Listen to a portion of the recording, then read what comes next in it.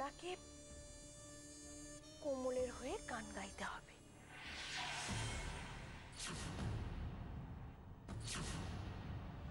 ওমা কি কাণ্ড! দাঁড়া দাঁড়া দাঁড়া দাঁড়া, আচ্ছা আমি তো জানতাম না মল্লারও খুব ভালো গান গায়।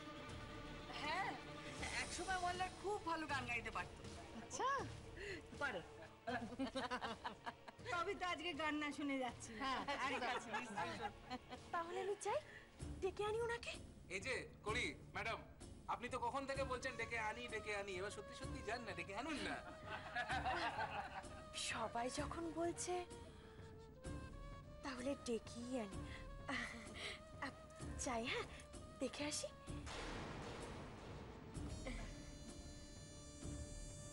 আরে আপনারা দাঁড়িয়ে রইলেন কেন? চলুন, বসবেন, চলুন, গান বাজনা হবে। চলুন চলুন চলুন, ভেতরে চলুন। কেমন কেমন যেন লাগছে ব্যাপারটা। অজ্ঞান হয়ে যাওয়া কড়িকে ঘরে রাখা হলো, সঙ্গে থাকলো কোমল, কড়ির জ্ঞান ফিরে এলো, ও ঘর থেকে বেরিয়ে এলো, ওর সব মনে পড়ে গেল, আর কোমল রয়ে গেল বন্ধ ঘরে। পুলিশ আসার পরে বেরোলো, এতক্ষণ আটকা থাকলো অথচ কাউকে ডাকলো না কেন? এদিকে কড়ি এত খুশি স্মৃতি ফিরে এলো বলে। এই মেয়েটাই তো বদলে গেছে কি রে বাবা, কেমন একদম অন্যরকম লাগছে তো। আপনার হাজবেন্ডও সাক্ষী দেবেন যে তুমি কড়িকে মিথ্যে অপবাদ দিয়ে ফাঁসিয়ে আমার সামনে দিয়ে তুমি বেকসুর খালাস হয়ে যাবে। এসব কথা তো আমি কখনো বলিনি ওনাকে।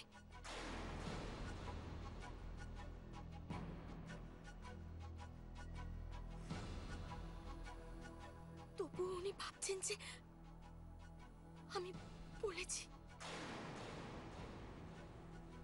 তবে কি আমি অজ্ঞান হওয়ার আগে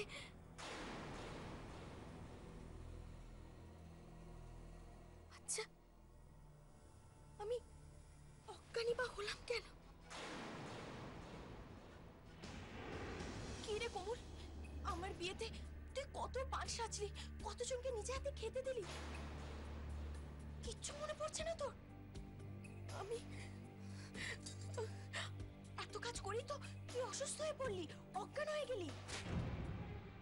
কড়ির যে জ্ঞান ফিরে এসছে, তুমি এই খবরটা সবাইকে দাও, সবাই খুব আনন্দ পাবে। সুমিত, আমি কড়িকে নিয়ে বাইরে যাচ্ছি। এসো কড়ি, তুমি যাও। দিদি বলল আমি অজ্ঞান হয়ে গেছিলাম, কিন্তু উনি যে বলছিলেন কড়ির জ্ঞান ফিরে এসেছে, তাহলে কি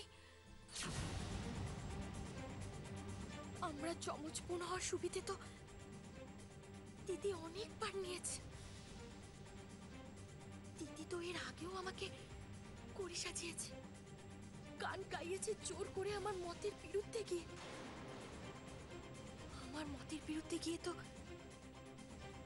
দিদি বিয়ের দিন আমাকে কড়ি সাজিয়েছিল, বিয়ে করতে বাধ্য করেছিল। এমনকি বাবা ওকে ঘরে আটকে রেখেছিল বলে একদিন আমি সেজে কোমল হয়ে বাবার সামনে দিয়ে বেরিয়ে গিয়েছিল। সেজে বাবার সামনে দিয়ে বেরিয়ে গিয়েছিল। তবে কি দিদি